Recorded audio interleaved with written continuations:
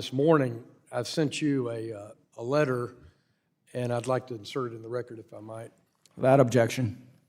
because I want to explore this some more with you.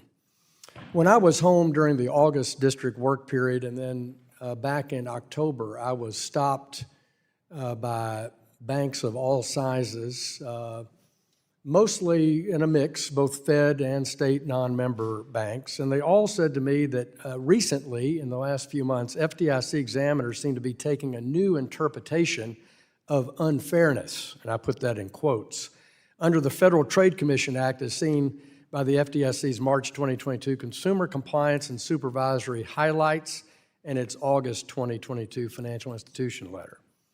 This would mean that charging multiple NSF fees when a merchant resubmits a transaction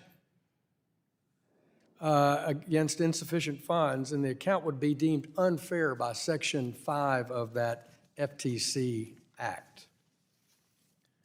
However, in order to conclude that a practice is unfair under that act, I'm sure you know, it must find that it's, quote, is not reasonably avoidable by the consumer, close quote.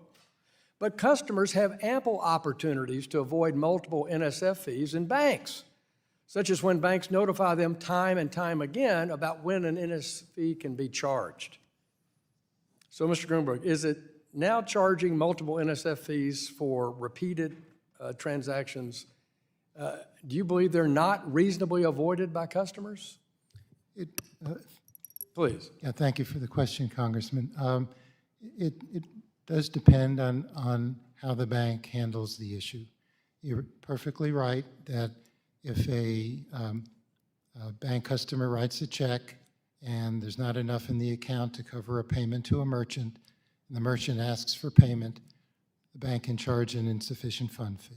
And then if it's represented a day later? And if it's represented, the bank may be able to charge an insufficient fund fee. I think the issue here that was raised in a couple of cases was, did the bank disclose to the customer its policy in regard to... Let's assume they did.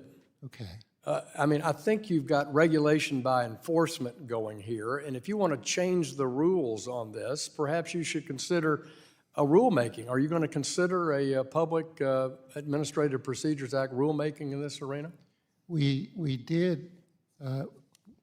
You raise an important point that there may not have been understanding among bankers as to the issue here. As you know, we did issue a financial institution letter, which we tried to lay out in some detail. It's a little bit of a, I see this across the regulatory system, and I've spent 40 years on both sides of this equation. I've been in regulation and I've been regulated. And this gotcha situation where we go back and invent a new way to look at things and don't provide adequate notice, and then we play got you, and we have people essentially paying fines for something they didn't know about for years previously. It happens over at the SEC on steroids. It's not fair to the system. It's not the way we do regulation in the U.S. So again, I invite you to, will you simply go to using the API and propose a rulemaking on this? Well, I don't know that I can, well, we can consider that. Would be happy to sit down with you and your staff. Would enjoy that. And I think we'll certainly respond to your letter. Yeah, well, respond to my letter.